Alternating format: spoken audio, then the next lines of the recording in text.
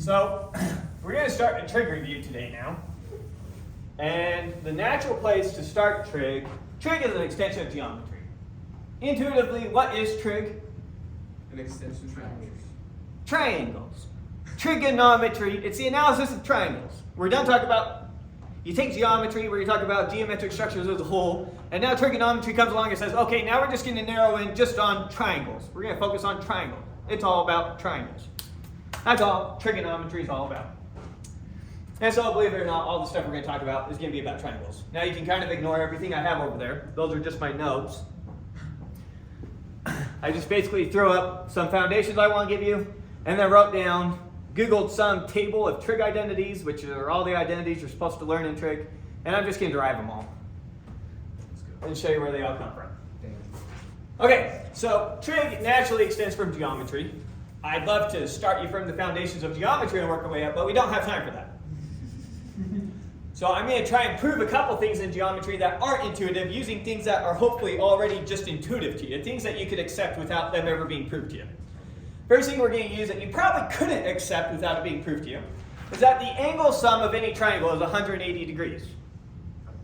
Is that just obvious to you, or is it like, why? Yeah, that's obvious. It's obvious? Why is it obvious?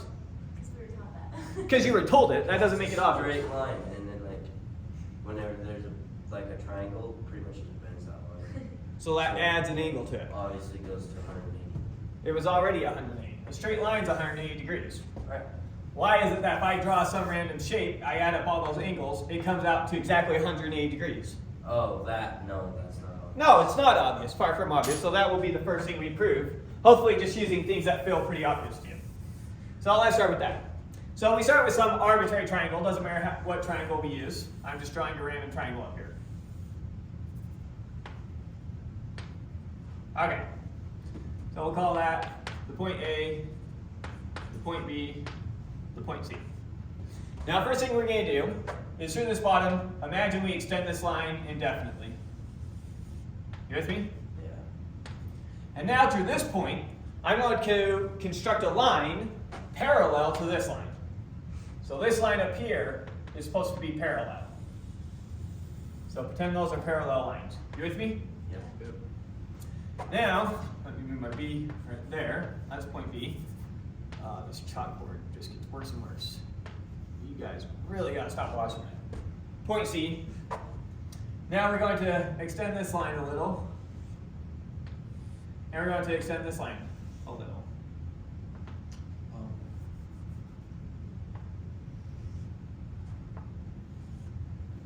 You have a question so far? No, I just see how you're going to do it. Okay, notice that this angle right here is going to be the same big as this angle right here because it's intersecting parallel lines. So this angle is the same big as this angle. Next, this angle right here is the same big as this angle right here for the same reason. You see that? And then finally, this angle right here is the same big as this angle right here. So this angle plus this angle plus this angle is obviously a straight angle. Right? This angle plus this angle plus this angle is definitely 180 degrees. It's a straight angle. But this angle plus this angle plus this angle is the same as this angle plus this angle plus this angle. So the angle sum of any triangle is 180 degrees. Okay, there's the first one. Cool. By the way, I told that girl to stop watching this board. Thank you. She said that she doesn't. Someone does, because it gets watched. Who is it? Robin. Who's your captain? I don't know. Allie, I think. Probably, right? All right, let's move on. So the next geometric fact that we are going to need to use over and over again is the Pythagorean theorem. Yep. What does the Pythagorean theorem say? A squared plus B squared is C squared. I'm going to throw something at you. Sum of the It letters. is not the case that a squared plus b squared equals c squared. That is not always the case. What if a is 1, b is 2, and c is 3? For right triangles, yeah. For right triangles, what do you mean for right triangles? That works for right triangles. What does this have to do with the right triangle? That's just the equation. Works. I come along and I tell you 2x squared minus 16x plus 4 equals 7 for squares. What do you mean? You're telling me this for triangles. What do you mean? Yeah. What does this have to do with the triangle? That's an algebraic expression. Okay. What's the Pythagorean theorem? The sum of the legs, or the root of the sum of the legs is equal to something like the root of the hypotenuse. Almost. The squares. The squares. So you've got some right triangle. Some arbitrary right triangle. And if I know that this side's A, and this side's B, and this side's C, then A squared plus B squared equals C squared, right? No. Well, I see what you mean. Yeah, Pythagorean theorem. A squared plus B squared equals C squared. If you knew A and you knew B, you could figure out C, right? But you see the hypotenuse. That is true. No. If you knew A, you No? could figure out C. No, something's wrong with that picture. Yeah. If we put the A there and the B there and the C there, okay, now it's true. Yeah. Okay, what does the Pythagorean theorem say? It says if you have a right triangle, then the sum of the squares of the legs, this right here's a leg, this right here's a leg. The sum of the squares of the legs, so here's a leg, square it, here's a leg, square it, take their sum, is equal to the square of the hypotenuse. That's what we're going to prove. So let's prove that one real quick. So to do this, we need to draw two squares out. Try and draw two squares the same size. Oh, yeah. Now, My I'm favorite. going to put some points on here. These points are meant to be evenly spaced. And put some points on here.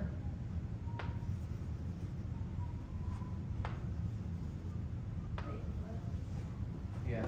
Yeah. You'll understand here in a second. So this length from here to this point I may call little a. And the length from this point to here I may call little b. You with me? And it's meant so that this is also little b, this is also little a, this is also little b, this is also little a, this is also little b, this is also little a. Yeah. Okay. So now, what is the area of this triangle? There's no triangle. What triangle? Or this square, thank you. A plus times B, A times A plus B. A plus, yeah. What's the area of the square? A plus B squared.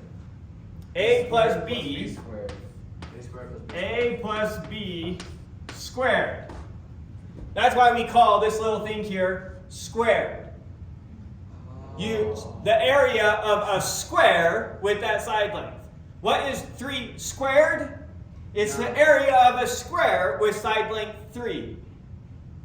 That's why we call it 3 squared. Okay. What is the area of a square with side length? What's the length of this side? A plus B. Maybe. A plus b. That distance plus that distance. What is the area of a square with side length a plus b? A plus B squared. It's a plus b squared. Similarly with this picture, this is meant to be a, this is meant to be b, this is meant to be a, b, b, Backwards. a. Yeah, you did put it backwards. This is Yeah, supposed to be those 2 points. B are is really small. close. We're Oh, trying to flip it. that's what you mean by backwards. I flipped times. Okay, thank you. A is the big distance. So this is b, b, a, b, a, b, a.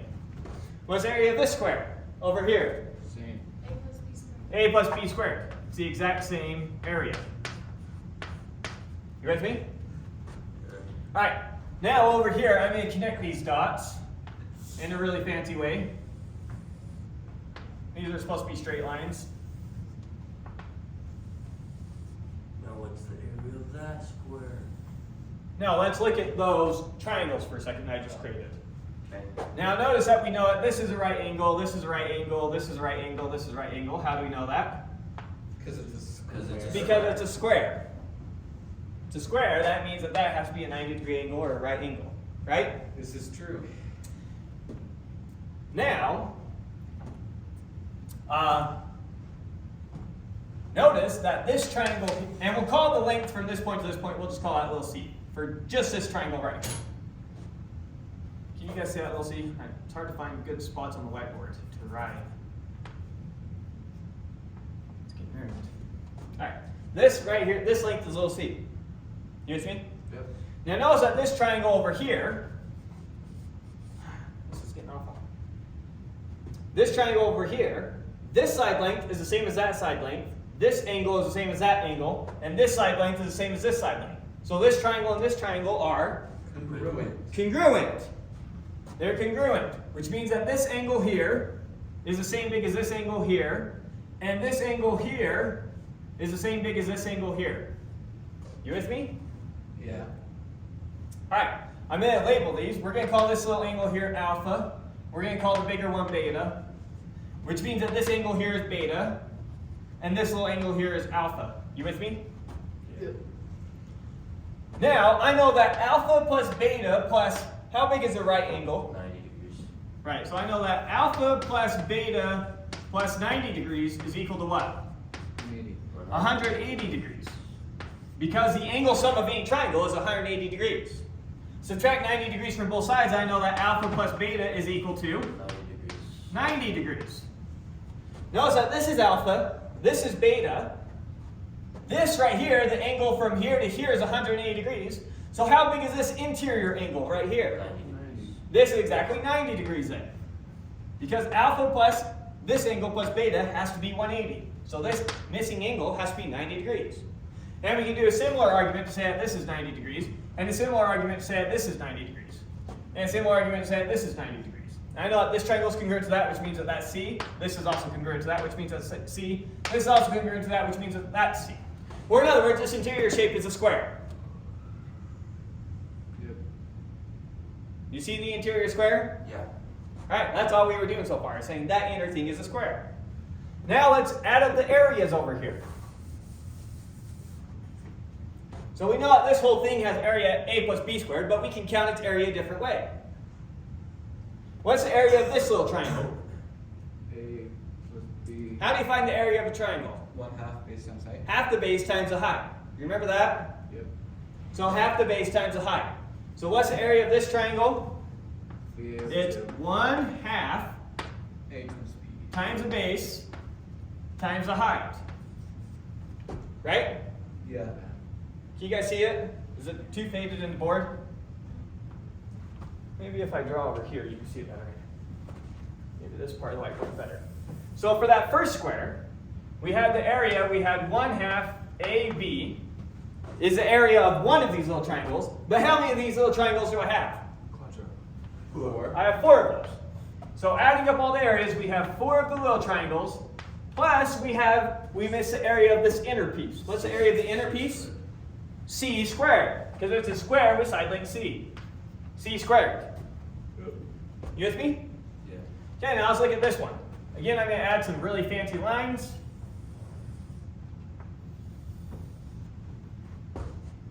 Let's figure out the area of this thing.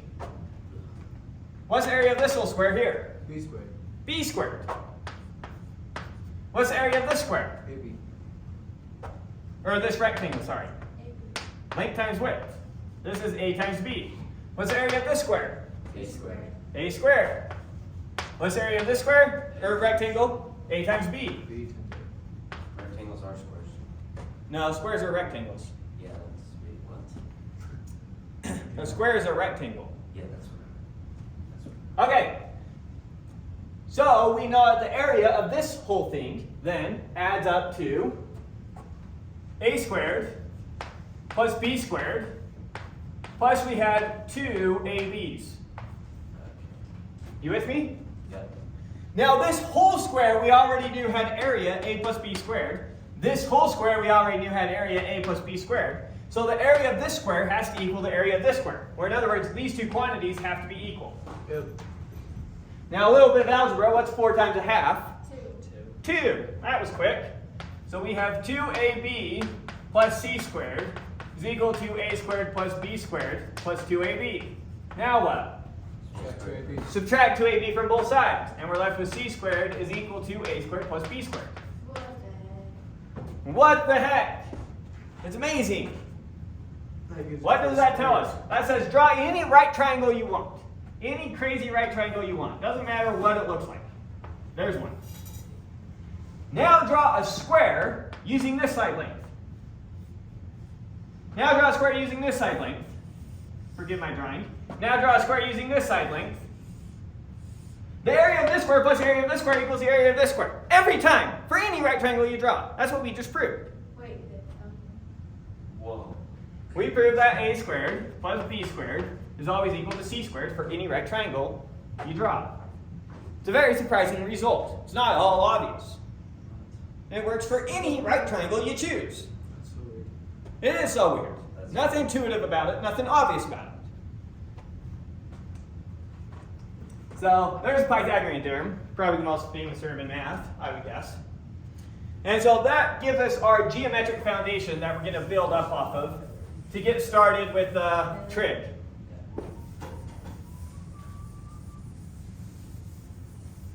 I feel like you've said that.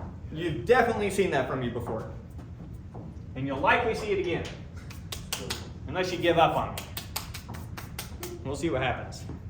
Are you teaching trig next year? Yeah, why don't you just teach Trig? You should. This was fun. I would take that class. I don't have a good trig textbook. That's the thing holding me up right now. Who you got? Still on the look for one. Alright, anyways, so now we're ready to step into trig. Trig, you pretty much need to memorize 4 definitions and then know some geometry, and you're good. Sounds easy enough, right? Yeah. Now the first definition you need to know is the definition of pi. What is the definition of pi? 3.141. I'm going to throw something at you. What's the definition of pi? The amount of radiuses it takes to go around the circle. It's Oops. I cannot draw this part. Let's try down here. diameter times. What? Yeah. Here's a circle, radius r. Okay. What is the definition of pi? 3.14159, blah, blah, blah, blah, blah. That's a numeric approximation. What's it trying to approximate? The amount of radiuses it takes to go around a circle. The amount of radiuses it takes to go around the circle? Yeah. Not quite. Yeah, like we do this. Pi, by definition, is the circumference of a circle. What's circumference? All the way All the around. way around. The distance it takes to get around the circle, Yeah. divided by the diameter of a circle. It's the ratio of a circle's circumference to its diameter. Yes, it is. Let's see if we got a piece of string back here somewhere. It's pi r squared, not pi v. You are trying to use formulas to dictate a definition. You should memorize the definition and So go from there. circumference equals pi r squared. That is not circumference. Pi r squared means you're squaring your units, which would mean meter squared, which would mean you're talking about an area. 2 pi r. There's a little bit of dimensional analysis for you. It's 2 pi r. All right, let's see. We're going to estimate with the string really quick. Okay. Here's a diameter, right? Yes. How many diameters would it take me to get around the circle? 3. Probably close to 3, right? If we kind of do that, 1 gets us kind of right there, 2 gets us kind of right there, 3 gets us kind of right there, and then a little bit. 0.14. And it turns out that if we were to draw perfect circles, have perfect measuring units, and we were to start calculating this, we find out it takes 3.14159 diameters to get all the way around the circle. That's what we mean. Pi is the ratio of the circumference to the diameter. Yeah. It's how many diameters it takes to get around the circle. Not radiuses. Now, and intuitively, that should be screaming at you. Obviously, I need more than 3 radiuses to get around the circle, or more than pi radiuses to get around the circle, Yep. right? And so just thinking about it, it has to be diameter. Just playing with it with my awful drawing of a piece of string, right? Sanity checks. Now, we often don't talk about the diameter. We instead represent diameter in terms of radiuses. How many radiuses to get the diameter? Why do we do that? That's so weird. 2. because a radius, a point in a radius defines a circle. And so you often have the radius ready to go. So circumference is, or pi is circumference over 2 radiuses. 2 radiuses, same thing as diameter. And then I can start deriving formulas from this. If pi is equal to circumference over 2r, multiply both sides by 2r, and we get 2r pi is equal to circumference, for example. Which is a formula to get the circumference of a circle if you know its radius. But just relies on the definition of pi. Okay, so that's the definition of pi. That's the first thing you need to know for trig. Definition 1, check. Okay.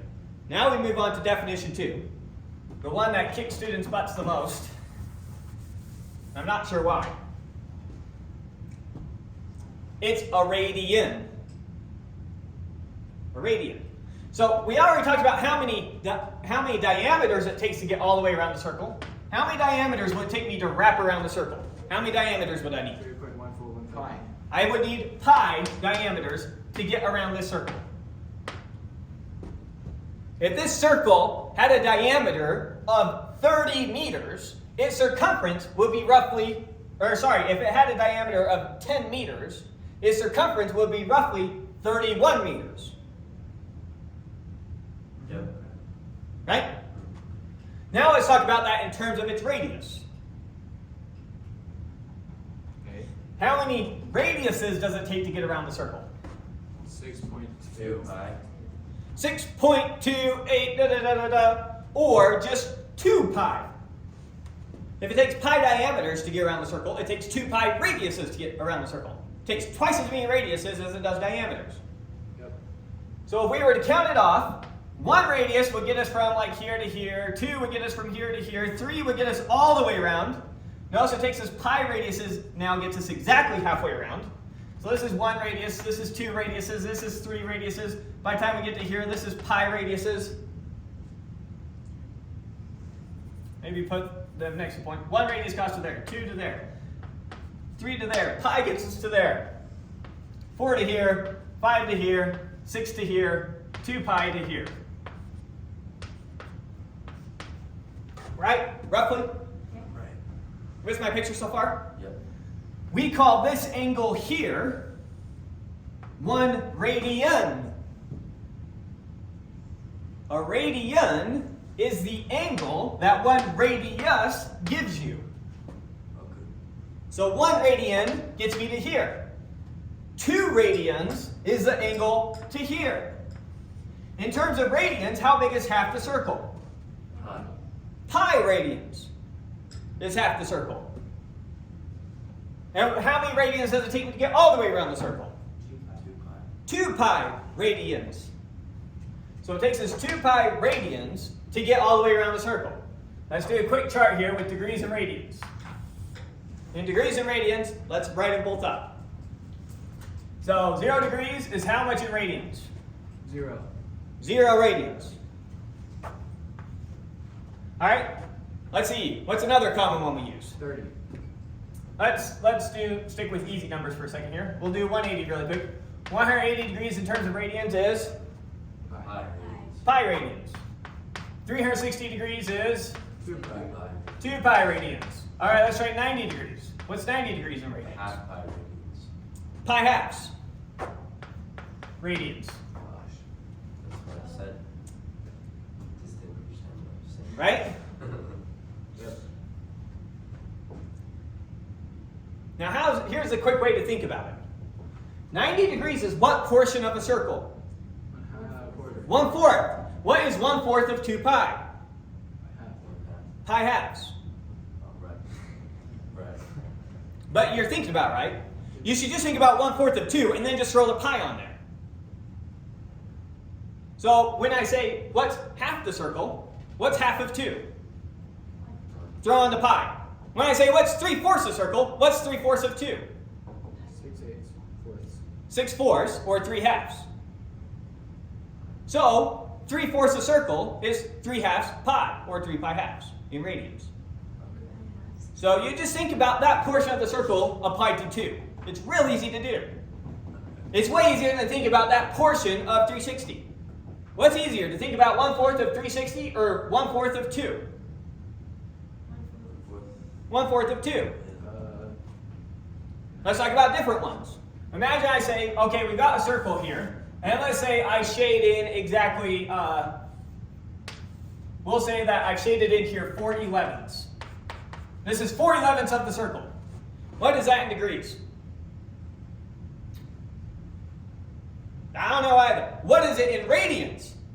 What's 4/11 of 2 pi? That is just equal to 8 pi 11ths. That was easy. So converting a portion of a circle to radians is stupid easy. So think about the portion, then just multiply it by 2. And put your pi back on. Alright? So let's keep going over here. 60 degrees. What portion of a circle is 60 degrees? 1/6. It's 1/6. So it's 1 radian? No. So what's 1/6 times 2? 5/3. 1/3. 1/6 times 2. If you have 2 1/6, then you have 2/6. Okay, if you have 2/6, reduce it, you have 1/3. So that's pi thirds. Right? Yeah. Okay, what about 45 degrees? That's 1/8 the circle. So you have 1/4. 1/4. Or 1/4 times pi, pi fourths. Alright? Yep. Let's try a more complex one. 270 degrees. More complex. Yeah. That's 3/4. So what's 3/4 of 2 pi? 3 pi halves. 3/4 times 2 is 6. 6/4. 6/4. That's right. Now reduce it. 3 halves. So 3 pi halves. Okay, why on earth do we use radians? Because they're extremely fast. What's the usefulness in all these? Okay, it seems somewhat easier if I give you a portion of a circle. It's easier to get it in radians than degrees, okay. But if you already know degrees, why bother with radians? Yeah, I don't know. Let's try another question. We've got some circle here. It's got a radius of 8 meters. Chandler starts right here, and he keeps walking until he gets to 135 degrees around the circle. So Chandler's here, he walks, he walks, he walks, he walks, he walks, he walks, he walks. How far did he go? 16 meters. No. Gosh. Kind of hard to answer the question, right? Okay. What is 135 degrees in terms of radians? 135 over times. 3 pi 4. How many 45s is this? 3. 3. So it's going to be 3 of these. So 3 pi fourths. Oh. You with me? So this in radians is 3 pi fourths. So what is this distance right here? It is 3 pi fourths times the radius, which in this case is 8. 6 pi. Or in other words, he goes exactly 6 pi meters. Because remember, a radian is how many radiuses? If he walked 1 radian, how far did he go? 8 meters. 8 meters. He went 1 radius. If he went 2 radians, how far did he go? 16 meters. If he went 3 pi fourths radians, how far did he go? Just multiply by the radius, and that gives you the distance. That's the reason that radians are used, is because it is so easy to convert from talking about an angle to talking about an arc length, a distance. And you do that a lot when you get into physics. Supposedly. Yeah.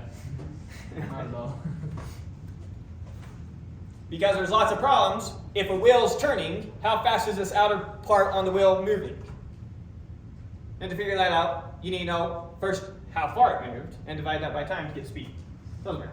It's used a lot, and this is the reason radians are used a lot, is because it's so easy to go from talking about arc lengths, or to go from talking about angles to distances. You just multiply by the radius. And you can also do the inverse. Let's say Jeremy walked exactly 8 meters out here. What's the angle he walked? Pi. If you walked exactly 8 meters, then what's the angle you walked? 1 radius. 1 radian. 1 radius. Because you went 1 radius. Yeah. If you walked 16 meters, what's the angle you walked? 2 radians. Because you walked exactly 2 radiuses. Right? That's why radians are used. Tell me in degrees. You walked 16 meters. How far did you go? Or what was the angle you walked in degrees? 2 radius. 52. No, and no. Oh, in degrees. And the answer is I don't know either. Because who cares? Because degrees are awful. They are. Radians are far superior. When you get to more advanced maths, everyone uses radians. No one uses degrees anymore. Degrees is so arbitrary. Let's cut the circle up into 360 units. Why don't we cut it up into units that are the same size as the radius? Makes way more sense. All right, so that is a radian. So we've covered our 2 definitions so far. The definition 1 was pi. What's pi? 1. Pi is the Circumference. divided by the diameter. Circumference over diameter, definition of pi. Now what's a radian? Is the amount of radiuses around the circle. A radian is the angle associated with an arc length of 1 radius. That's a radian.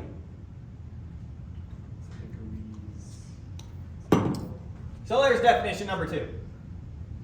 All right, the next 2 definitions you got to know are that of cosine and sine, the scary ones.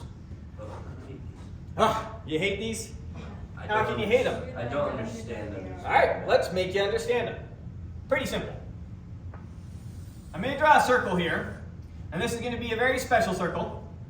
It's a circle whose radius is exactly 1. 1 meter, 1 inch, 1 foot, who cares? Whatever the units are we're talking about, its radius is 1. We call it the unit circle. Why the unit circle? Because its radius is a single unit. Whatever that unit is, the radius is a single one of those units. It's the unit circle. Good so far? Yeah. By definition, pick any angle you want. So this is unit circle, radius 1. Pick any angle you want. Give me some angle. 35. That looks like it could be that. That's probably what, like 64 degrees? 45. We'll just say it's an even 60 degrees. 60 degrees. So we've got our unit circle. We go 60 degrees, and we're looking at this point here now. Okay. This point has some x coordinate and some y coordinate. Yeah. I don't know what they are. By definition, cosine of theta, it's a function that takes the angle and it spits out that x coordinate. Yep. And sine of theta, by definition, takes in that angle and spits out the y coordinate. Yeah. Those are its definitions. That's what they do. So let's start by calculating some pretty easy angles. So I'm going to split the circle up into some points that are obvious for us.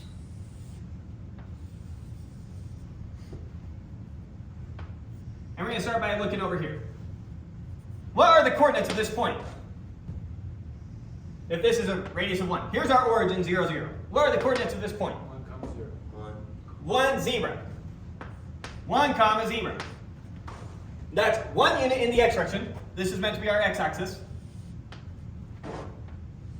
And this is our y-axis. This point is 1 unit in the x direction, 0 in the y. What are the coordinates of this point? 1. 0, Or 0. 0, 1. This point is 0 units in the x direction, 1 unit in the y direction. What are the coordinates of this point? -1, 0. -1, 0. -1, comma, 0. It's -1 units in the x direction, 0 units in the y direction. Finally, what are the coordinates of this point? 0, negative 1. 0, comma, negative 1. 0, comma, negative 1. Okay, so we know those points, so now I'm going to start asking you some questions. What is the cosine of 0 degrees? Equal to? 0. 1. 1. What is the x-coordinate at 0 degrees? Oh, yeah, 1. I see. 1. What is the cosine of 90 degrees equal to? 0. What is the x-coordinate at 90 degrees? 0. 0. What is cosine at pi radians equal to? Negative 1. Negative 1. Pi is half the circle. Pi radians is half the circle. So at half the circle, what's our x-coordinate? Negative 1. Alright? What's cosine at 2 pi? 0. 1. 0. Oh, yeah, 1. 1. Let's try some more. What's cosine at 3 pi? Negative 1. Let's see. Negative 1. Pi gets us to here, 2 pi gets us to here, 3 pi gets us to here. So negative 1. What's the cosine at 6,498 pi? 0, 1. 1. It's 1. 1. It's 1. How did they figure that out? It's really, really fast. Yeah, we just saw when. Because it's even. Because it's even. Every 2 pi gets us exactly around the circle. 2 gets us to here. 4 gets us back to here. 6, 8, 10. Keep going. Since that's an even number, then it's just going to be going around the circle a whole bunch of times and it's going to end up here. Yeah, but how is the 3? That's negative 1. Can you see my negative? Because that's odd, right? Similarly, what would be the cosine of 5 pi? Negative 1. 1 pi, 2 pi, 3 pi, 4 pi, 5 pi. All right, what's cosine of pi halves? 0. 0. What's cosine of 3 pi halves? 0. 0. 3 pi halves is down here. What's cosine at 1,649 pi over 2? 0. Negative 1. 0. Now it's a multiple of a half of pi. And it doesn't come out evenly. Oh, yeah. So it's either going to end up here or down here. I'm not sure which in this case. We'd have to mod it by 4 and see if we get 1 or 3. If we mod it by 4, we got 1, it'd be up here, otherwise it'd be down here.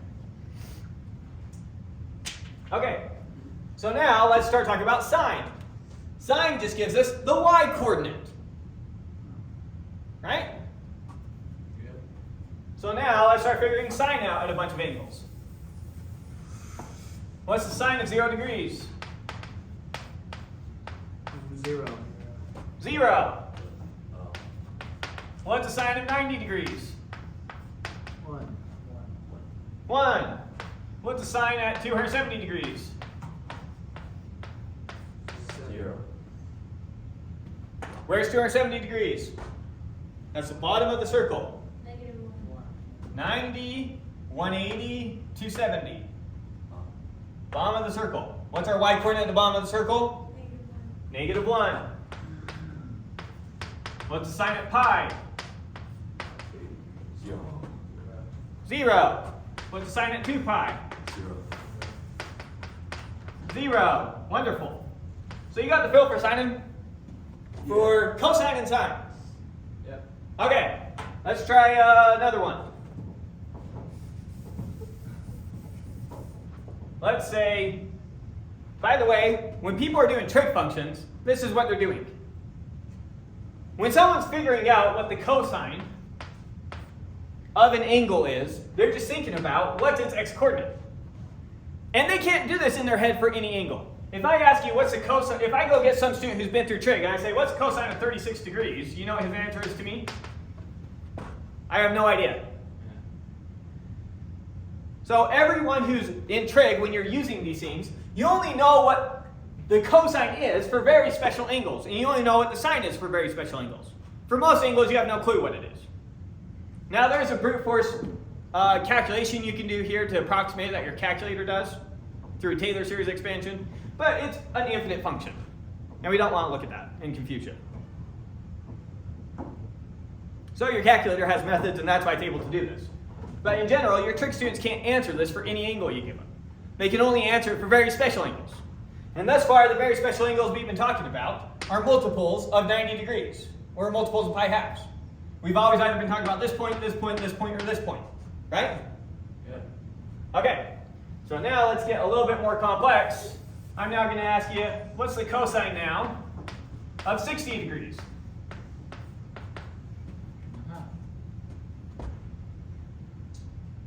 Hang on.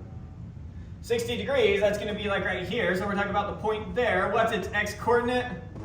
It's a 1/3 pi. Well, You don't know. And there's no reason that you should just know. So over here, we're going to fill out what's called the unit circle. And we're going to figure out the only points that we ever actually really work with in trig. And the only angles, we've already done these points. So this is a point 1, 0. This is a point 0, 1. This is a point -1, 0. This is a point 0, -1. We're just going to do these 3 other points here, and then that's it. Those are the only angles we really care about in trig.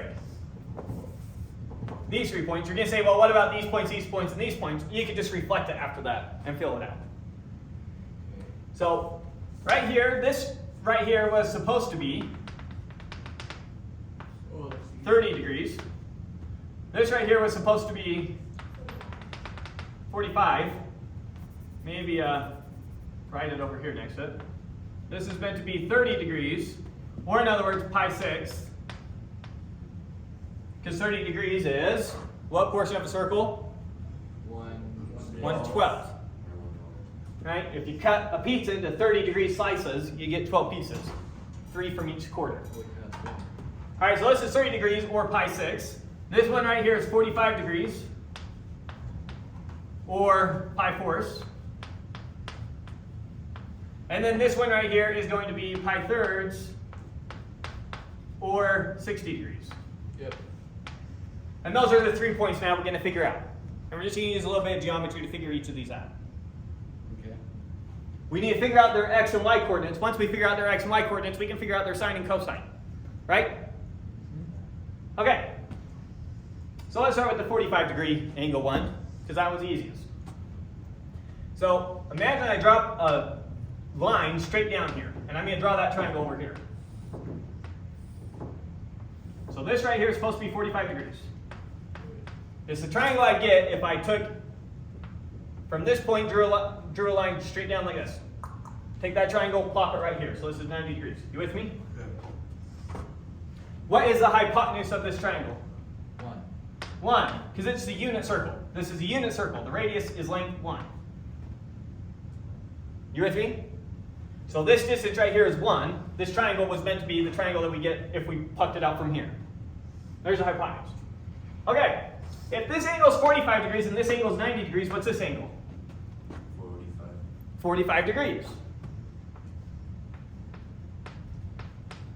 So if this angle is the same as this angle, what kind of triangle is this? It's a right triangle, but we also have another name for triangles like this. An isosceles triangle. A triangle where 2 of the angles are the same.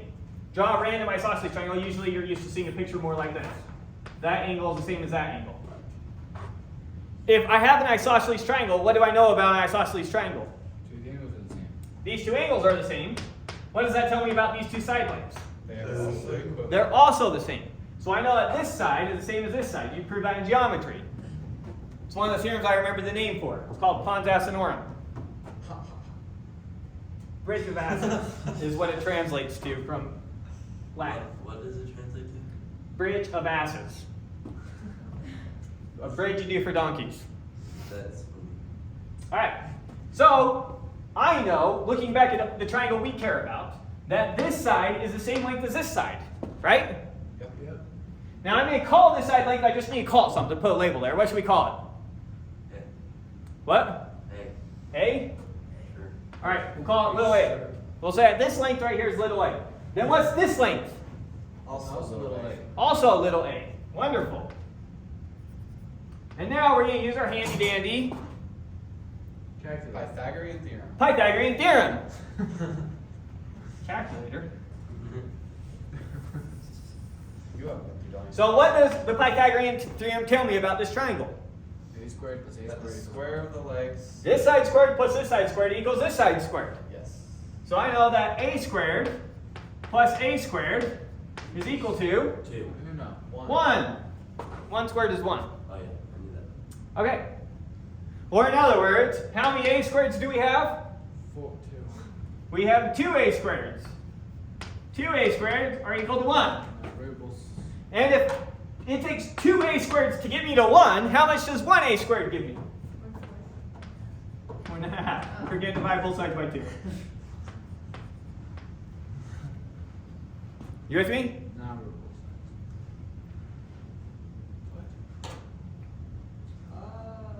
Is that right? Did we mess something up? I'm confused.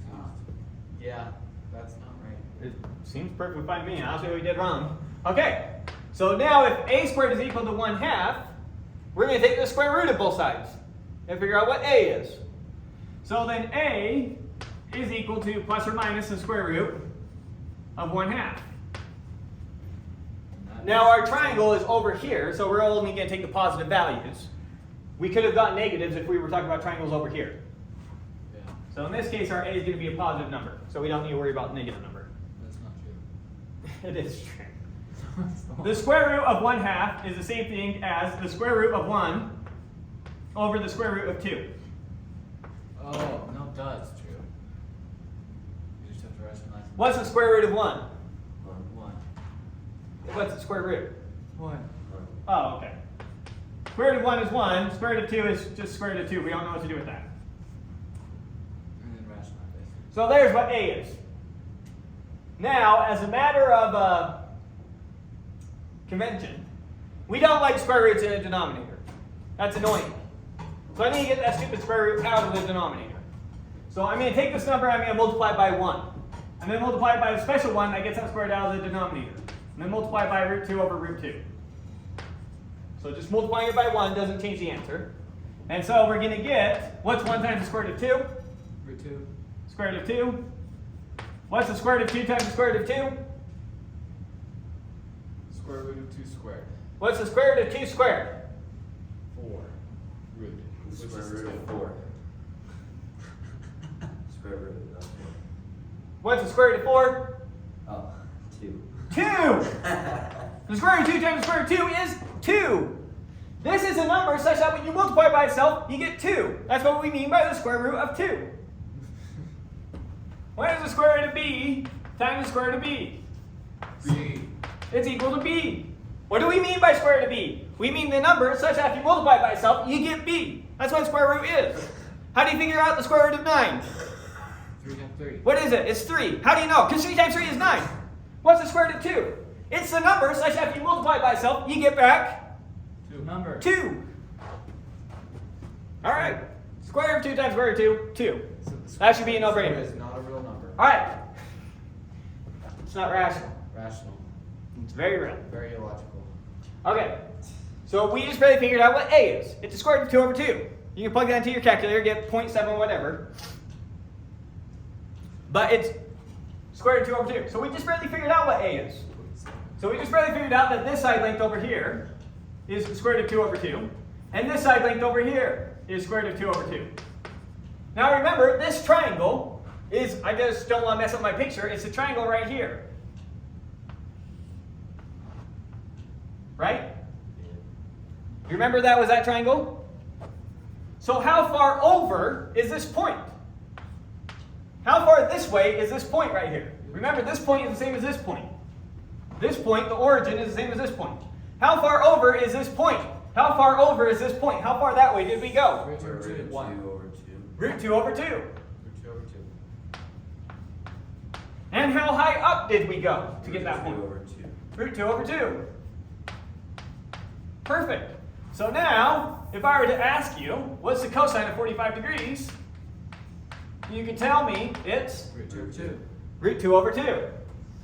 And that is how people in a trig class are figuring out those numbers. Or if I were to ask you what's the sine of pi fourths, you can tell me Root 2 over 2. root 2 over 2.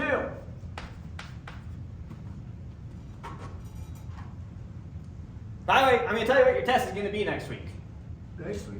Yes, next week. You're gonna trig test, remember? Yes, you're taking a trig test. You will take this trig test. You will only be given 10 minutes for it. Go. So you're going to have to fill it out fast because I want you to memorize this. Can we use calculator? Same thing you did last time. No, I did 5 minutes last time. Oh, you did it in 5 minutes? It's going to be that exact same thing. We can do it too.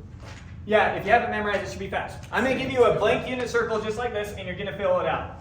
And I'll give you a copy before you leave today of exactly what your test will be. And you'll show up, and we'll just do it in 10 minutes, and we'll be done. You want radians, degrees, and x and y. Yeah, you'll give radians for each of these points. You're going to give radians, degrees, x, and y. And it will have points in there for you to fill out. So it will be very obvious how to fill out the picture. Yep. We'll do one as a practice before you leave today, and then you'll come, first thing next class, you'll just fill it out real quick. It'll only take 10 minutes. Yep. Except for the other angles. We're going to do them all, don't worry. I'm just telling you right now, this is what we're going to be doing. Because, okay, so we've got this point, we've got this point, we've got this point. Now we just need to figure out these 2 points. And it turns out figuring out this point is the same as figuring out that point. You'll see why. And then once you have these 3 points, you can just start reflecting. In fact, let's start reflecting right now. So that you see what I mean by reflecting. Okay, so we figured out this point. Let's go over here. How high up is this point right here? Root 2 over 2. It's going to have the same height. How far over this way is it going to be? Negative root 2 over 2. Negative root 2 over 2. Negative root 2 over 2. And that's the coordinates of this point, Okay. right? Yeah. Looking at this point, what are its coordinates? Uh, How far down, how far this way did we go? Negative. Negative root 2 over 2. Common negative root 2 over 2. Negative root 2 over 2. Perfect. That's this point. What's up? Sorry, I have this for you. For me? Yeah. Thank you. oh, that's special. All right. Now looking at this point. How far this way did we go? Root 2 over 2. Root 2 over 2. Common negative root 2. And negative root 2 over 2. Wonderful. And so now you should be able to tell me something like, Red. what is the sine of 315 degrees? Negative root 2 over 2. And it's negative root 2 over 2. Yeah. Right? Yep. Let's try another one. Debbie, what's the cosine of 225 degrees? I don't know. Yes, you do. What does cosine give us? The x or the y? X. The x. Where's 225 degrees? It's on the circle. Yeah. You can find it. Put that to the 5. There's a lot of numbers that And it's on the circle. GG basic. Almost. It's negative root 2 over 2. Negative root 2 over 2. Thanks, Debbie. Negative root 2 over 2. Sorry, my is bad. This point, you guys know your degrees at least, right? Yeah.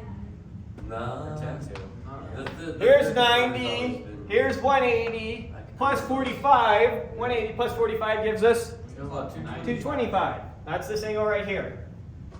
Wow, if you guys don't know these angles well, that's another reason to do unit circle. Yeah. Make sure you at least know your degrees for your basic ones. Or just don't teach them degrees at all and start radians. Yeah, you have Well, a fresh degrees are slate. used a lot in life. You need to know degrees. But radians are also useful. Okay, so there we go. So now you should know how to figure out the cosine and the sine of a bunch of points on the unit circle. You should know for 8 points on the unit circle now. Right? Yeah, give or take. Yeah. Yep. This point, this point, this point, this point, this point, this point, this point, this point. Oops, sorry. Okay, so now we gotta figure out these 2 points. I'm gonna pick the 60 degrees one. Go ahead.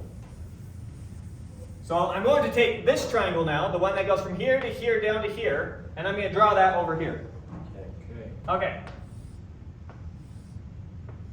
That's meant to be a 60-degree angle. 30, 60, 90. That's a right angle, so this angle up here has to be 30 degrees. Wait, what, like, You with me? This point is this point. This point is this point. I'm trying to draw that triangle and just move it over here so we can scribble on it. Good? yep, Alright, now I'm going to extend this side of the triangle. I'm going to draw another triangle over here. That's the exact same as this. So I'm going to construct this like this is also 60 degrees. And this right here is also 30 degrees. And this is 90 degrees. You with me? yep. Okay. Okay, now this big picture triangle here, what is it? Size oscillates. It's a cube. It's a big equilateral. triangle. It's an equilateral triangle. Equilateral. Notice all the angles of the big triangle are 60. Well, 60 degrees. So what does that mean about this length compared to this length compared to this length? They're equal. They're all the same. yep. What is this length? 1. From here to here. It's 1. It's the radius of our circle. It's the same as the distance from here to here. This was 1. I. This was 1. So this is 1. If this whole distance is 1, what's this distance? 1/2. 1/2. So how far over is this point from this point? 1/2. 1/2. So over here, if we were filling this out, we've already got it's 1/2 over, and we don't know how high yet. Okay. Yeah. You with me? Yep. So now we gotta figure out the height of this thing. We gotta figure out this thing right here. Pythagorean theorem. We're gonna use the Pythagorean theorem again. Call this piece right here, what should we call it? B. B. Let's use H. H is a common one for that, for height. H. So, using the Pythagorean theorem, what do I know? A squared plus B squared plus C squared. But then we For this triangle, what do I know? 1/2 squared plus 1/2 H squared. equals 1. Plus what squared? A squared. H squared. H squared is equal to 1. No. 1 squared, which is 1. Wonderful. What is 1/2 squared? 1/4. No, you're squaring it, so you double it, so it's 1. No, Oh, it's yeah. 1/4. Okay, it's 1/4. So 1/2 squared is the same thing as 1/4. Don't let me suck you in with just weird reasoning. That is scary. A half of a half is a quarter. Alright, so now we're solving for H. So what am I going to do? A squared plus 3/4. Subtract 1/4 from both sides. What's 1 minus a fourth? 3/4. Oh, that was quick.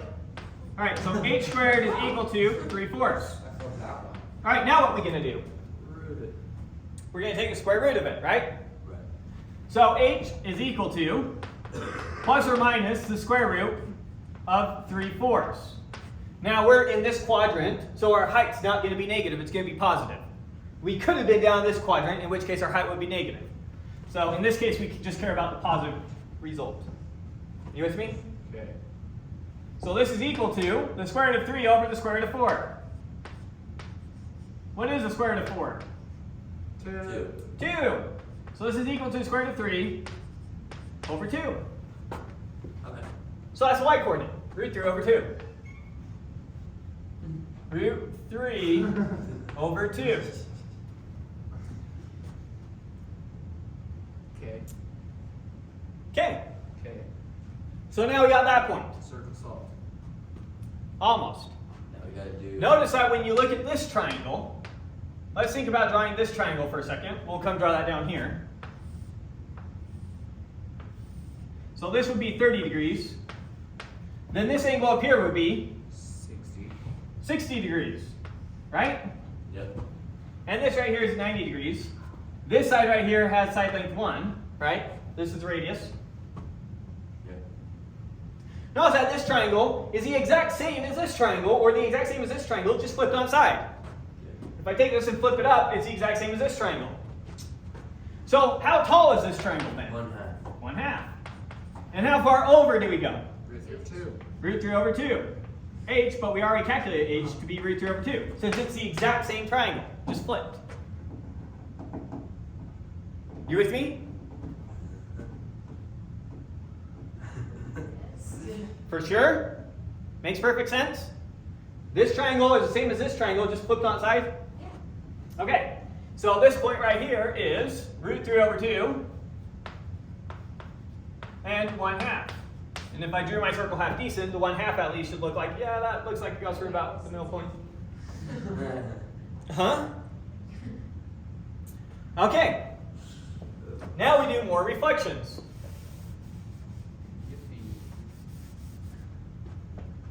Looking at this point, how far over is this point? Negative 1/2. Minus 1/2. It's the same far over this point was, except for in the negative direction. And how high is it? Root 3 over 2. Root 3 over 2. What about this point? What's its x? Negative 3.5. Negative root 3 over 2. How high is it? 1/2. What's this point? Negative. Negative 1/2. Negative root 3 over 2. This point is the same far this way as this point. They have the same x coordinate. How high is it? Negative 1/2. Minus 1/2. Looking at this point, Negative 1/2. minus 1/2. Negative root 3 over 2. Negative root 3 over 2, because we're down, not up. All right, looking at this point, No. 1/2. 1/2. Negative, Negative root 3 over 2. Looking at this point, root 3 over 2. root 3 over 2, Negative 1/2. minus 1/2. Perfect. And there you go, that's your unit circle. That's easy. And every time you see in trig someone calculating the sine or cosine of some angle, it's always one of these special angles. And it's always coming out to one of these special numbers. Unless they're allowed to use a calculator. Okay. But if they're ever figuring it out in their head by themselves, they're just using these special angles to do it. And this is how they figure it out. Yeah. So now I can give you something like, what's the cosine now of 3, well, we'll just start with pi thirds. What's cosine of pi thirds? 1/2. Pi thirds is 60 degrees. So 1/2. X coordinate at 60 degrees is 1/2. There you go. You're doing fancy trig. I'm so cool. Are you allowed to just have this? Do you have to memorize this, or are you allowed to like use this on your test? I make my students memorize it because it is so stupid to try and go through higher maths not having this memorized. It's the same as your multiplication table for arithmetic. You could have a cheat sheet of a multiplication table. Imagine how slow you would do algebra if every time you had to do 9 times 4, you had to go look it up on your multiplication table, 9, 4, 36. Think about how much that slows you down. You can't be, when you get to the point where you're doing higher level problems, where when you see sine of pi fourths, it holds you up for a second. To do that over and over again every time these comes up, it makes problems that should take you 5 minutes suddenly take you a half hour. And it also makes it you can't do sanity checks. Right? If you did something like 3 times 9 and you look it up on your paper, and you accidentally saw a 30 instead of a 3 and a 9, and you got some big number, you might just accidentally keep writing that down and not think and go la-di-da-di-da. Instead of thinking to yourself, no, 3 times 9 has to be less than 30. So students often do absolutely insane things because they don't understand this stuff. For example, what's the biggest my x coordinate can be?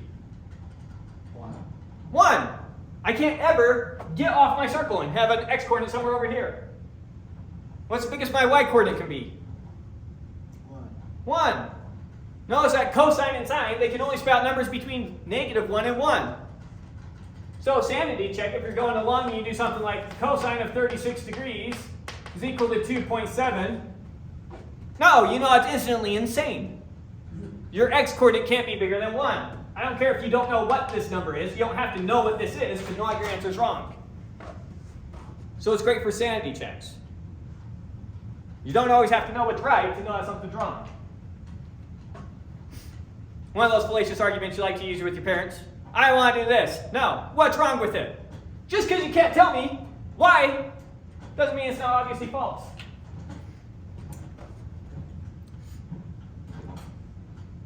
Okay? All right. So we got those points. That's what your test is going to be. So far, we've covered everything that you're going to do on your test. you're gonna fill out this exact thing, along with all the angles. Let's fill out all the angles, just to be complete. Okay. Okay. What is this in degrees? 90 degrees. What is it in radians? Pass. Pi halves.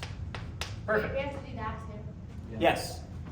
For each of these points, you're going to have to come up with an entire 4 numbers. What? The x, the y, the degrees, and the radians. Does this go to our grade? Yes. Oh, no. I mean, time you filling it out. Sweet. You should be able to just burst through it. You need to memorize this. I can do it. I know you can do it the same way that a little kid can take the time to figure out 6 times 6, and they can count it on their fingers 6 times.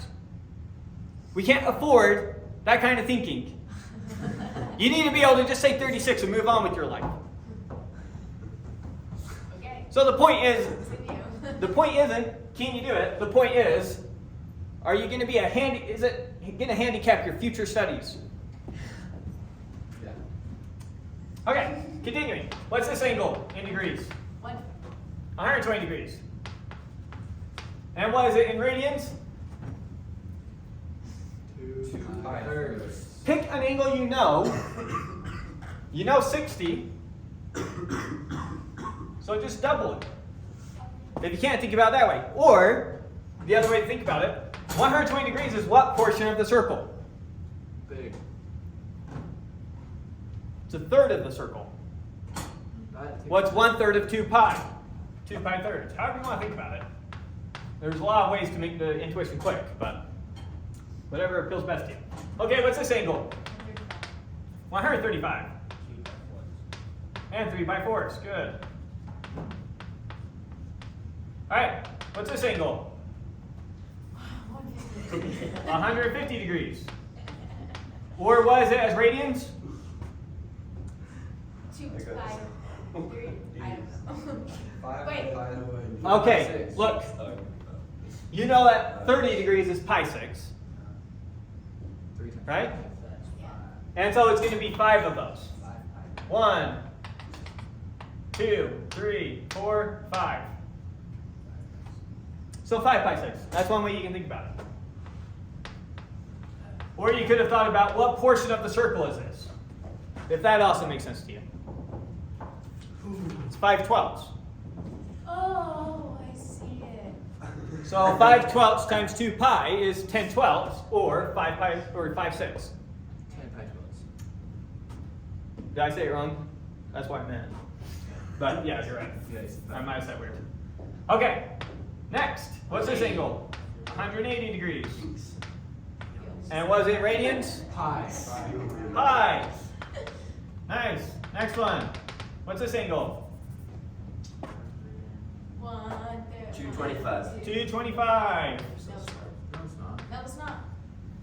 It's not. Oh, It's 2/10. yep, you're right. I thought we were doing the same one that you thought. 210. Thank you. 210. Plus 15. Good catch. And then what's the radians? Could be 7. 7 pi 6. 7 pi 6. Perfect. 7 pi 6. This is pi 6 more than pi. Here's 6 pi 6, 7 pi 6. Sorry, should have written that more like this. 210 degrees, 7 pi 6. Okay, now this angle, 225. 225 degrees, or in terms of radians, 8 pi fourths. no, 5 pi 4s. 5. 5 pi 4s. 5 pi 4s.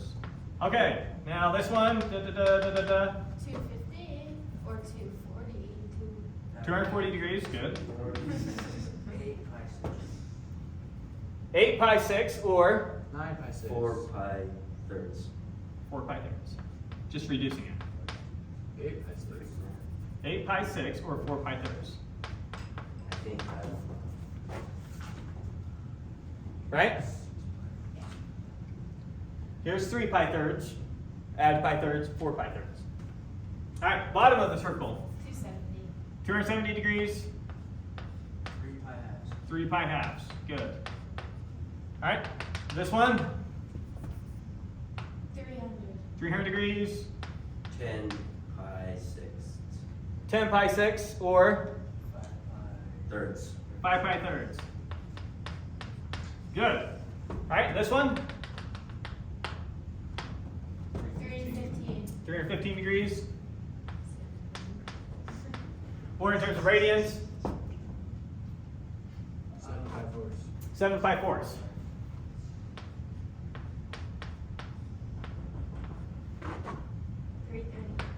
This one is 330 degrees. Where does that add 15? And then up here we have 11 pi 6. 11 pi 6. We're 1/6 away from 2 pi. So this is 11 pi 6. And then finally when we get here, this is 2 pi or 360. 360 degrees also 0 and 2 pi or 0. There we go. That will be your test. That's That is pretty easy. Is it open book? It's time. Takes you 10 minutes. Can we bring up paper notes? If you can read the text in Yeah. 5 minutes. No. Just fill it out. Can you read the units out? Memorize those values and fill it out. Okay. So now let's start jump into the other 6 trig functions. no. Yippee. Wait, you said we're gonna practice this? You said we were gonna take a break, remember? Yeah, you did. I heard you. We'll take a break after we introduce the other trig functions. Okay, wait, so do you Okay. have a paper that has this on? Well, I'm going to give you a paper. Okay, wait. To practice. Yes. All right. So now we need to introduce the other 6 trig or the other 4 trig functions. Okay. Oh, yeah. Maybe we should scale up first. Because I can't. Scale out. Scale up. So, really quick, if I give you some triangle, it's a right triangle. Okay. I tell you that this angle right here is 60 degrees. So this one you know is 30 degrees. This is true. And if I tell you that the radius is 1, what's the x? 1/2. 1/2. We're talking about this triangle. The 60, 30, 90. This is 1/2. How tall is it?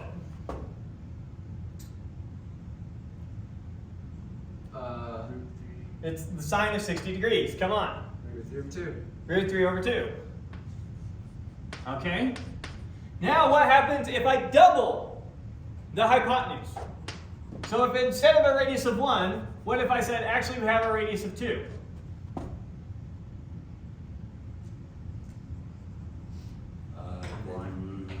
Then So this over here, this was root 3 over 2, you were right there.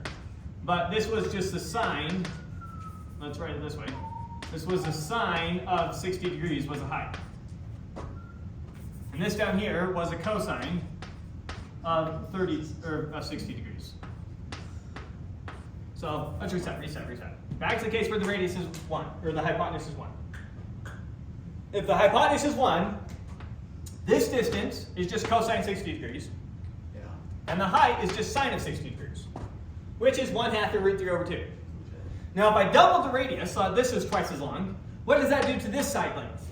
thanks. It doubles it. So it's 2 cosine. So it would be 2 cosine of 60 degrees. And what does it do to the height? Doubles it. It doubles it. So this would be 2 sine of 60 degrees. All right, what if instead I said actually this is 1/2? It would be 1/2. Then it would half both of these. You'd have 1/2 and you'd have 1/2. In general, for any radius r we put here, for any r we put there, what's the x going to be? R times X. R times cosine of 60 degrees. Oh, right. And the height of this triangle is going to be R times sine. r times sine of 60 degrees. Now let's get a little bit more general. Now I give you any triangle here with some angle theta, It's gonna be with a hypotenuse of r. What is the x? R times cosine. R cosine of theta. If it's right. And if it's right. And this is going to be r sine of theta. And so in general, this is how we figure out our x and our y. Wait, hang on. You said, You said here. well, that says 60 degrees and 30 degrees, but you had 60 and 60. Is it just based off that? It's just based off of this angle. The same way that we were always talking about just the one angle over here. Okay, that makes sense. Same angle. So there you have it in general. If I've got any triangle, as long as it's a right triangle, let's try that again. If I have any right triangle, and this is R, and this is X, and this is Y, I instantly know X, and this is angle theta. I know X is equal to R cosine of theta. And I know Y is equal to R times sine of theta. You with me? Yeah. Yes. Or solving for cosine of theta, what do we get? You got x over r. You get x over r. Divide both sides by r. You get x over r. And sine of theta we get Y over R. y over r. This is sometimes how people define these functions. Cosine of theta, you'll hear them say it gives you the adjacent over the hypotenuse. And sine of theta, you'll hear them say it gives you the opposite over the hypotenuse. SOHCAHTOA is how some people remember this. So, TOA, we're not ready for the TOA part there. But what do you do when you stub your toe? You SOHCAHTOA. Or I don't know what they said to you. Yeah, something dumb. To help you remember it. Starting with the SO, sine is opposite over hypotenuse. So here's our angle. What's the opposite of our angle? Y. What's our hypotenuse? R. Sine is y over r. Sine is opposite over hypotenuse. Cosine is adjacent over hypotenuse. Here's our angle. Which side is adjacent to our angle? The x or the y? Adjacent means touching. Yes. The x. So it's going to be x over r. So cosine is x over r. So what's the third sign? What's the t, remember? T is tangent. So how does that work? Tangent, the way that we define tangent now, we're ready for the other the other four trig functions. Tangent of theta, by definition, tangent of theta is defined as sine of theta over cosine of theta. And then you're going to have cotangent of theta is defined as 1 over tangent, or cosine over sine.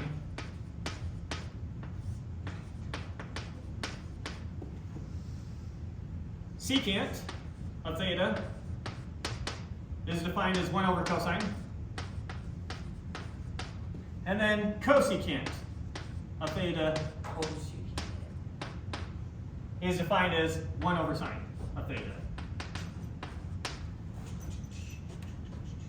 And in terms of x, r's, and y's, they just give us the 6 different ratios. So let's figure out what they are in terms of x's and y's. We just barely said tangent of theta is equal to sine of theta over cosine of theta. But sine of theta is the same thing as y over r if we're looking at a picture like this. Sine of theta is y over r. Cosine of theta is x over r. R's go out and you get y over x. So the TOA here is opposite over adjacent. Opposite over adjacent, or in other words, tangent of theta is equal to r over y. Or sorry, y over x. Tangent of theta also gives us the slope. Rise over run, that's how you figure out the slope. Y, that's how far up we went. X is our run, how far over we went. Rise over 1, tangent of theta, the slope. So if I'm over here and I'm looking at this, what's the tangent of pi force? Let's do that as an example real quick.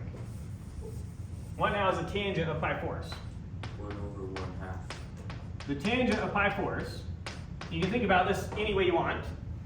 You can think about it as, by definition, tangent of an angle is sine of that angle divided by cosine of that angle. What's the sine of pi force? Root 2 over 2. Root 2 over 2. What's cosine of pi fours? Root 2 over 2. Root 2 over 2. What's any number divided by itself? 1. Sorry.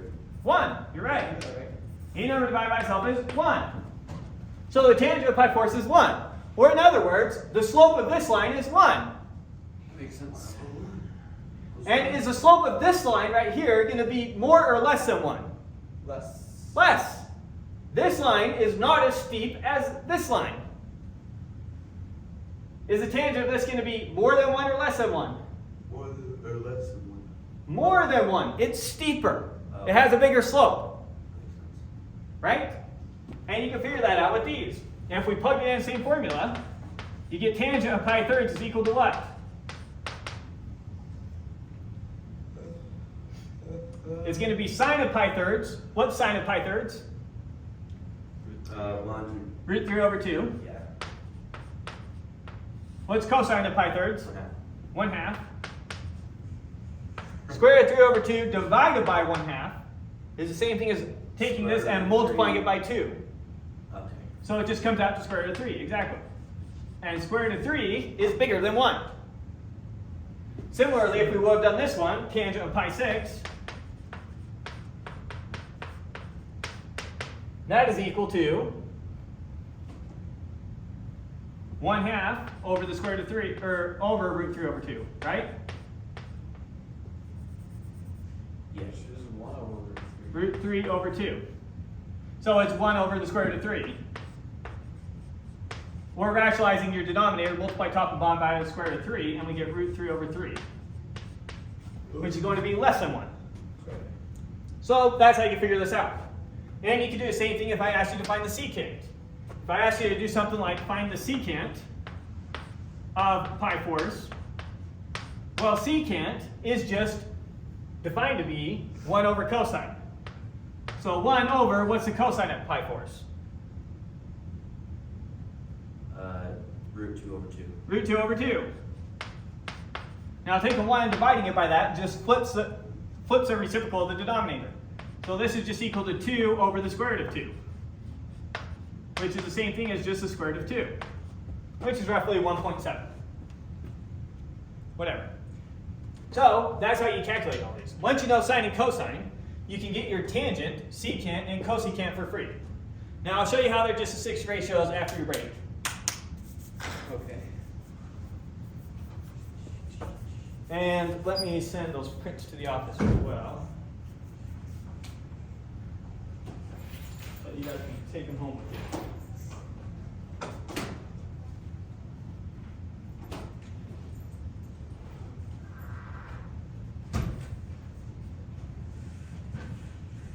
Not really going to be able to derive all the identities today, are we? No. We could get cool ones.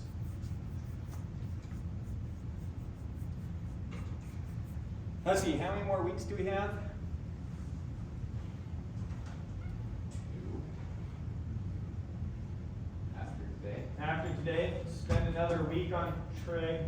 What's today? I think we have 2 weeks in May. Oh, we might have 4, you're right. Well, 3 not including. So 3 more. So another one on Trig. That could work.